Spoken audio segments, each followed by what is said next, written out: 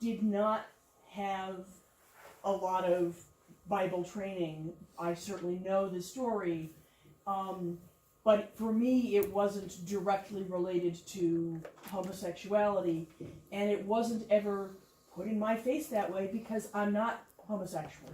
And so I think the different experience, this speaks to the different experiences that we all have based on how other people are looking and judging us.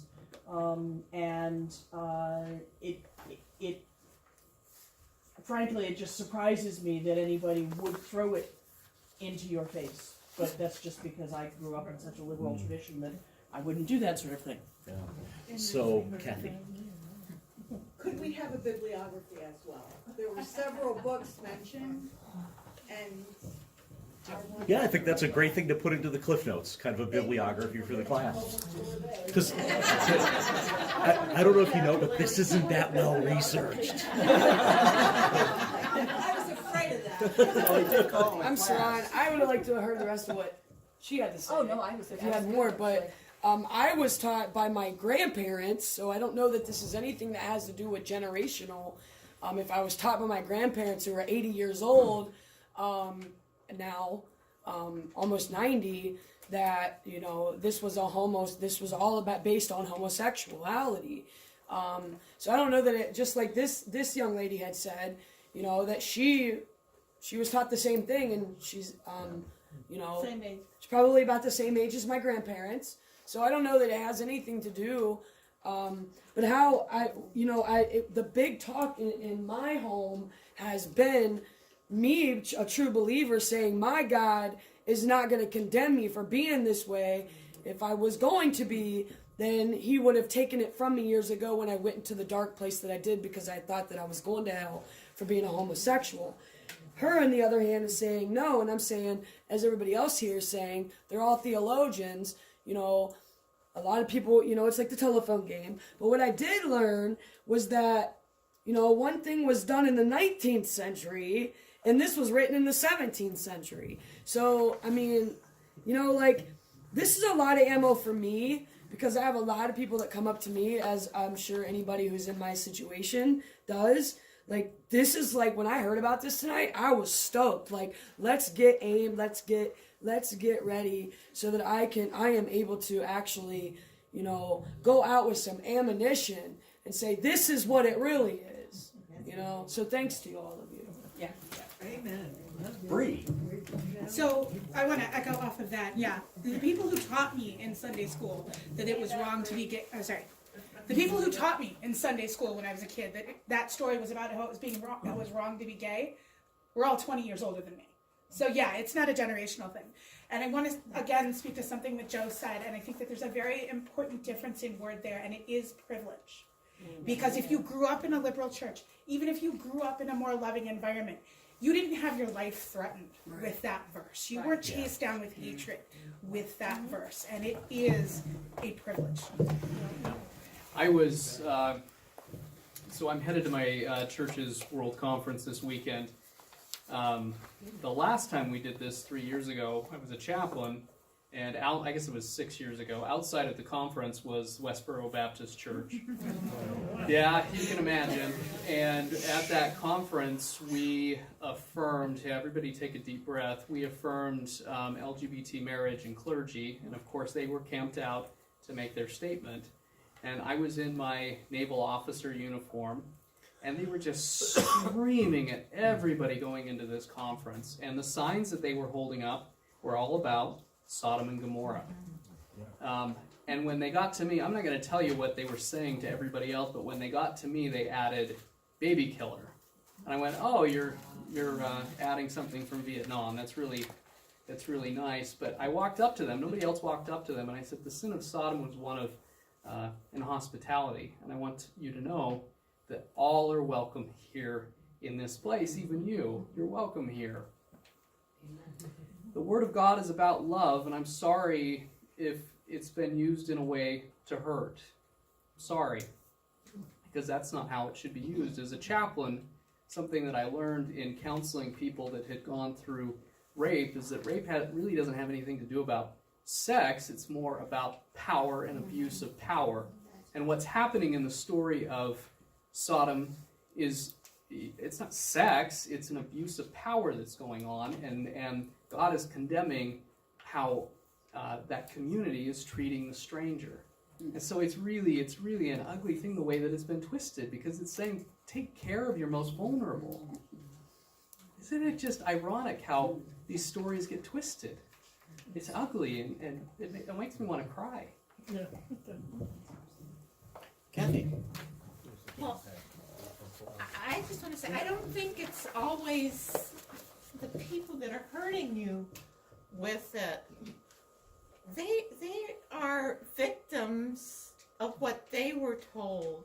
When a lot of my family's fundamentalist, and so I was arguing with my brother-in-law about that because he brought that up about homosexuality, and I said, well, you know that there's a lot of people that don't think that verse is about that at all. It's all about power and welcoming the stranger. And his mouth just dropped open. I mean, he'd never heard that before. So it's the leaders, the religious leaders. Because their flock want to be good people, and they take it from their leaders. John? Wow. I'm John Werner, and as someone who was trained in the peace tradition by Mennonites, I would really urge us to really stop and think about the language we use when we've been handed these tools. I've heard these tools being referenced as ammunition and arrows and weapons of violence. And I would really encourage us to think of these as tools that can be used to grow the love of God or the divine in people's lives.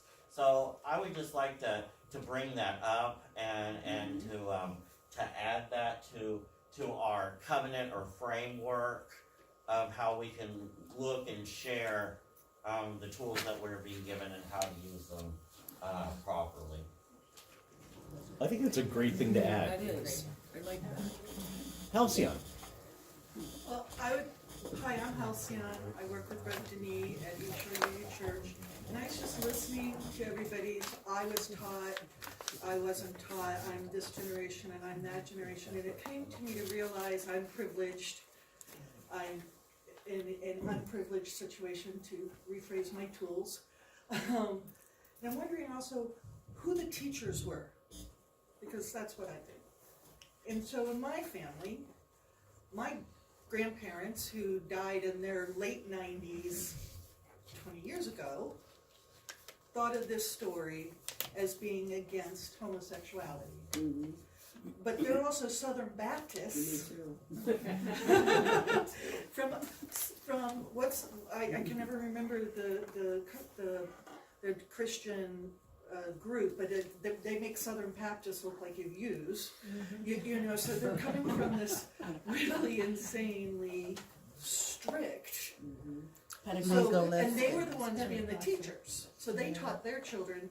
And then my mom broke away, and I'm this crazy one, but and proud of it. But I just take into consideration all these different generations. Who was your teacher, and where were they coming from? So it's 8:29. I can't believe this happened so fast. Is there any last thing either of you would like to say?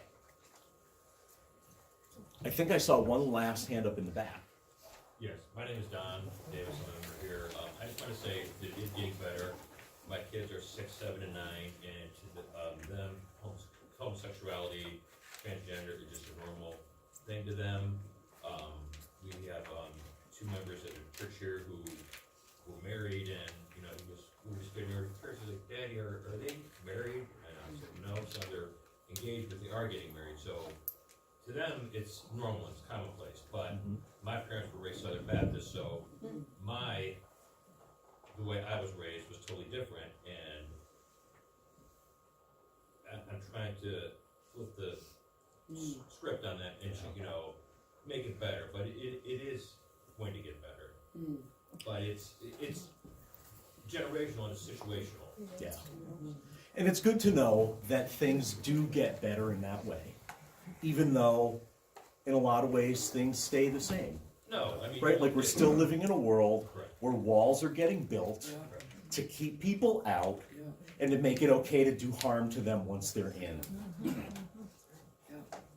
mean, that's true. I mean, Santa brought my son a Impeach Trump t-shirt, and he wore it to school, and he was in the library, he was hiding, took a sweat, he was ringing under, and some kid came up to him and said, I want you to put that sweatshirt back on. He's like, you're disrespecting the president.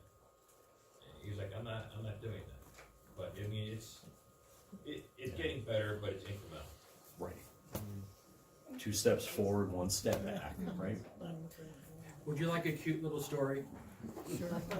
I'll keep it to 1 minute. Okay, in my church I've got a man and he's got 2 daughters and they do a lot of community theater, and he was trying out for Have It My Way to be Frank Sinatra, but people from the play Mamma Mia were there, and so they wanted him maybe to sing for Mamma Mia.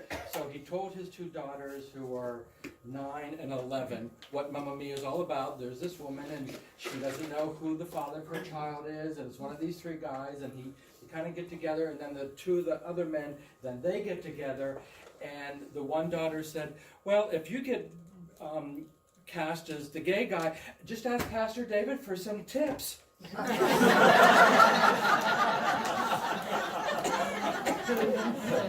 And there you have it.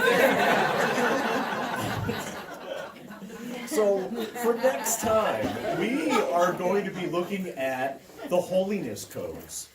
Right, so I want you to take a look at that. So that's Leviticus chapter 18, verse 22, and chapter 20, verse 13. You may want to look at all these holiness codes and make sure that you come wearing only pure fibers, no blends. And then after that, we're going to be looking at David and Jonathan in Samuel 18 and 2 Samuel 126. So we can look at those in advance, preferably NRSV, but any translation you can. It's all good. Okay? And we will send out a kind of cliff notes of what happened tonight. Tina, thank you. This is so gender normative. Can I just really quickly just say one thing? Please. Just quickly. Hi, I'm Jen. I just have to say, it's just, my heart is just like going and going and going, and I feel like I can't leave without speaking this. Although we heard arrows and ammunition, I know from just surrounding my partner, as she's saying ammunition, and I just want this to be clear to the group because it's so imperative to our lives and maybe someone else's. You know, it's not ammunition as much as it is a light and a beacon to help someone else, to help that person that's coming from another parish or another place that has been beat down or broken, you know, and shamed or unaccepted. You know, a lot of people come to her for support in other areas too, and you know, that's ammunition was the hurt coming out of her, but truly what she means is to be the light. So I just had to say that in case someone else felt the same way, or you know. I don't know. And the truth is, of all of us, yeah. all of us who fall in the LGBTQ plus spectrum, we've all been physically hurt. Sure. We've all had violence done against us. We all know people who've been killed. Yeah. Right, and that's a reality. So, thank you. I want you to give yourselves a big round of applause.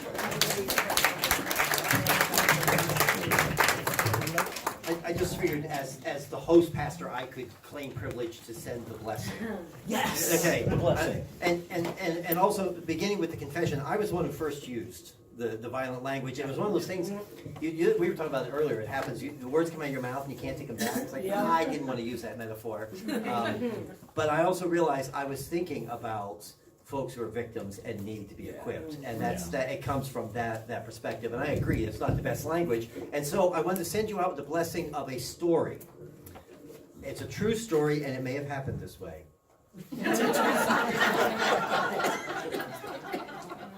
On the day that Fred Phelps died, of Westboro Baptist Church, he died and he went to heaven.